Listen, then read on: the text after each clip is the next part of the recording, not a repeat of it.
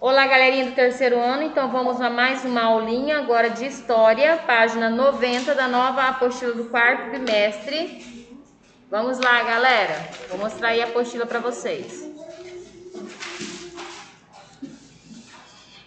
Essa aí é a nossa apostila. Então, a unidade 1 fala assim, uma outra América, né? Então, quando fala uma outra América, ela está se referindo a não que exista um outro continente americano, mas que no passado, essa América que a gente conhece hoje era diferente da forma que a gente vê na atualidade, tá? Então, viviam aqui outros povos com outras culturas, certo? Por isso que eles chamam então de uma outra América. Nós temos as perguntinhas ali.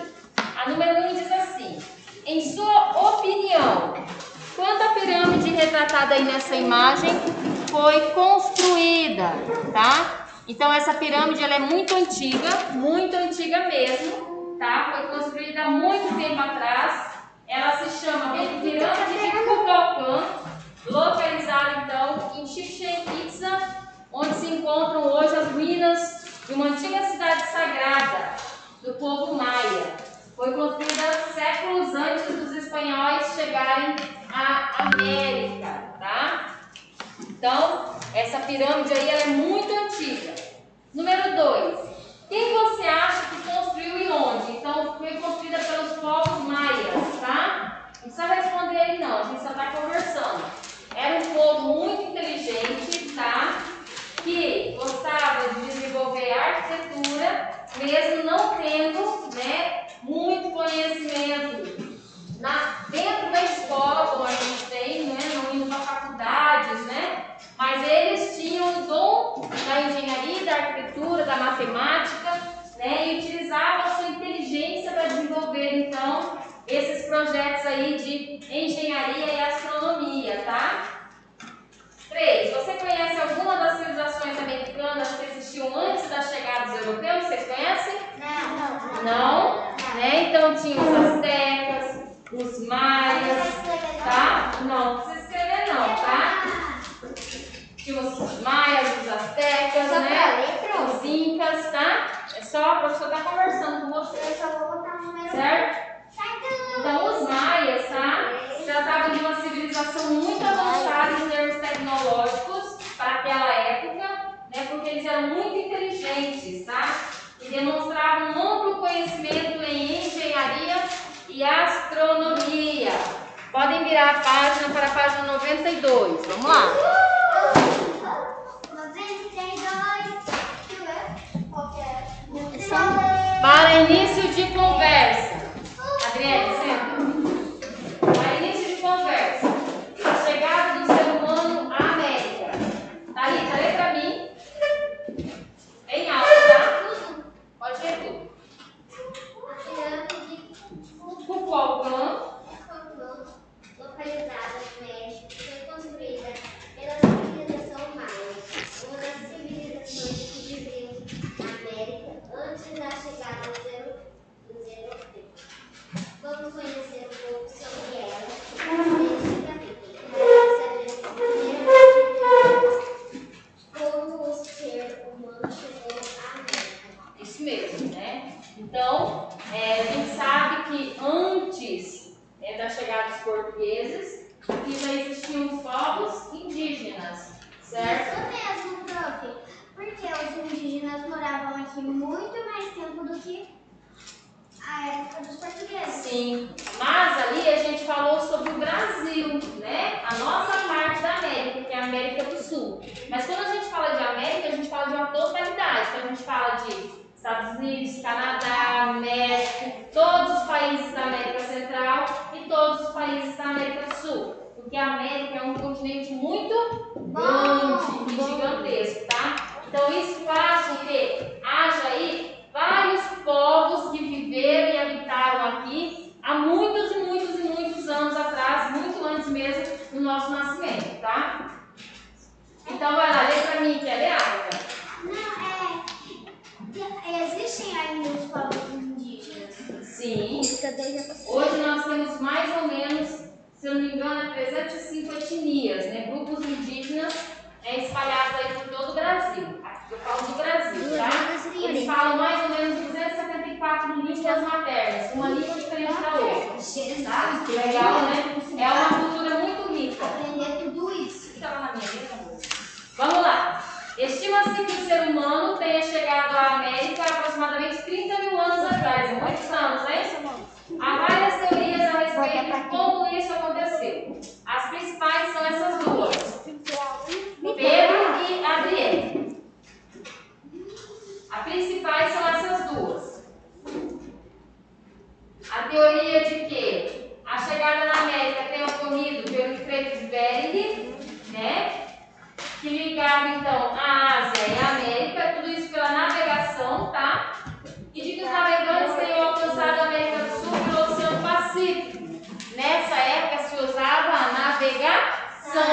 meio de transporte. Outra teoria também conhecida é de que houve contato de povos da Oceania com os da América pelo Oceano Pacífico. Então, pode-se dizer que todas as opções, né, dão rumores, vestígios de que esses povos chegaram através da água, da navegação, certo? Certo. O ser humano foi se movimentando e se espalhando pelo continente americano. O cultivo de alimentos como milho, abacate, feijão permitiu que, aos poucos, surgissem agrupamentos humanos. Esses agrupamentos deram origem a muitos povos que formaram civilizações e culturas diversas. E isso fez com que o continente americano se tornasse um continente miscigenado, ou seja, onde há uma grande mistura de povos, de várias cores, de várias raças, de várias etnias. Hoje, se a gente for no cartório fazer registro de nascimento, né, então a gente tem crianças que nascem de todas as cores. Então, lá pode colocar na certidão que a criança é parda, que ela é morena, que ela é negra, que ela é branca, amarela, tá? Então, hoje a gente tem uma diversidade muito grande, né, de cores. E a gente fala por quê? Porque é um país miscigenado, né? É um continente miscigenado que vem da mistura das cores, né, dos povos e das etnias, tá? Pode falar. Prof, que cor parda? Parda. A parda seria nem moreno e nem branco. Como se fosse aquele moreninho bem clarinho. Igual da Adriele? É, mais ou menos, um pouquinho mais claro que a Adriele ainda, tá? Igual eu, prof. Então, Não, ela é moreninha. Ô, prof, igual eu. tu é branco? Não, tu é moreno. Eu sou branco. É parda mais ou menos assim, igual o Lucas, ó. Tipo assim, A testinha do Lucas é parda, ó. Onde não pega o cabelinho aqui que é mais branquinho, né, Lucas? Vamos lá. É, quando não é nem moreninho, nem morena, é mais clarinho aqui, ó, que a Thalita, ó. Quem disse que eu sou morena? Ó, a prova aqui, ó, onde você tá queimada do sol, ó. E você virou parda. Né? Mas ela é branquinha. Eu quero virar parda. A parte que pega menos é branca. A parte que pega menos só é branca, ó. Prof, tipo essa cor. É, e o amarelo já vem do indígena, tá? É aquela cor quando a pessoa tem uma tonalidade de pele mais puxada pro indígena, né? Tem pra amarelo, tá? Pode falar aí, né? Nossa, ela é morena e meu filho nasceu branco. É, mas depende da família, né? Dos avós, bisavós, tá? A agricultura e a sedentarização. Né? Então a gente sabe que os primeiros povos eram nômades, eles ficavam de lugar em lugar, certo? E aí, com o passar do tempo, os povos passaram a se fixar em um só local, né? E isso fez com que começasse a se formar então os grupos, as sociedades, tá? Então, antigamente era comum os seres humanos se deslocarem, não terem moradia fixa, assim viviam os primeiros humanos que vieram para a América. A sedentarização, isto é, o estabelecimento das moradias fixas, aconteceu aos poucos ao longo de um processo. A agricultura foi muito importante para que os povos das sociedades americanas estabelecessem suas moradias em um mesmo lugar. A linha do tempo a seguir mostra que esse processo não aconteceu de forma rápida, mas levou milhares de anos. Observe e converse a respeito com seus colegas. Ó, então, 7.000 anos antes de Cristo, o início do cultivo dos alimentos como milho, feijão, mandioca e batata doce. Depois, 5.200 anos antes de Cristo, né? Ainda tem início aí do cultivo dos alimentos como milho, feijão, mandioca, batata doce. Depois, 2.400 a.C. até 2.300 a.C., começou as povoações que intensificaram a sedentarização, ou seja, os povos se fixarem em um só local, tá? Mas ainda não se fixava por completo aquela terra. Depois, em 1800 a.C. até 1.300 a.C., período no qual viveram os primeiros povos com um modo de vida sedentário consolidado, confirmado, tá? Pessoas que viviam, moravam na terra, plantavam, colhiam, tá? Se fixaram ali. Aí vocês têm a atividade número 1. Em sua opinião, por que a agricultura foi um fator importante para a para viver. Ok, então normalmente esses povos, tá, se fixavam aí próximos à água. Por quê? Porque para desenvolver a agricultura eles precisavam então de água, certo? Então eles procuravam solos férteis,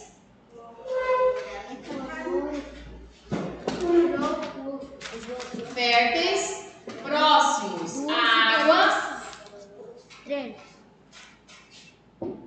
Pedro, copia, Pedro. Com características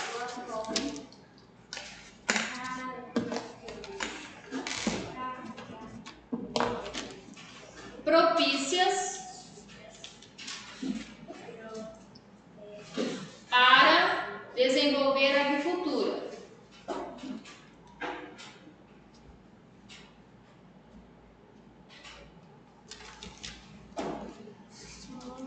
E ali também eles poderiam então criar os filhos, formar família, formar uma pequena comunidade. Então tudo ficaria mais fácil, né, para eles conseguirem viver melhor, tá?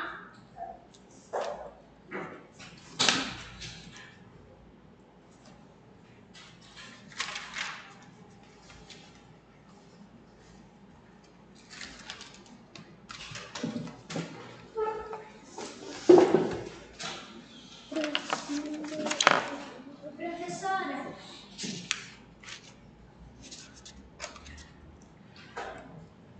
Ok.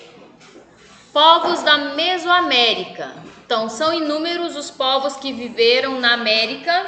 Vamos conhecer alguns deles. Então, temos aí os astecas, né? Os astecas viveram na região do México, onde construíram um verdadeiro império. Quando os espanhóis chegaram à América, depararam com a civilização avançada e soberanos, grandes cidades como Tenochtitlan.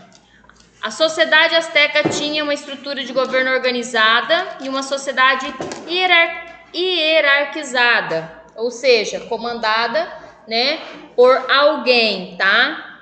Os astecas tinham conhecimento de astronomia, todo desenvolvido no seu próprio calendário. Também aprenderam a trabalhar com a prata e o ouro. Sua religião contemplava diversos deuses. Em seu dia a dia, os astecas se alimentavam de vegetais como milho e abóbora, e também de carnes como porcos, selvagens e perus, tá? Então, hierarquizar, né, é uma estrutura, tá? Há um grupo que é subordinado, então tem quem manda e quem obedece, certo? Igual as rainhas, manda. Os reis, né, rainhas, certo? E o povo, no caso lá é o feudo, né, obedecia, certo? Plebeu. Os plebeus, né? Os maias, então a civilização maia é outro exemplo de grande desenvolvimento na América pré-colombiana.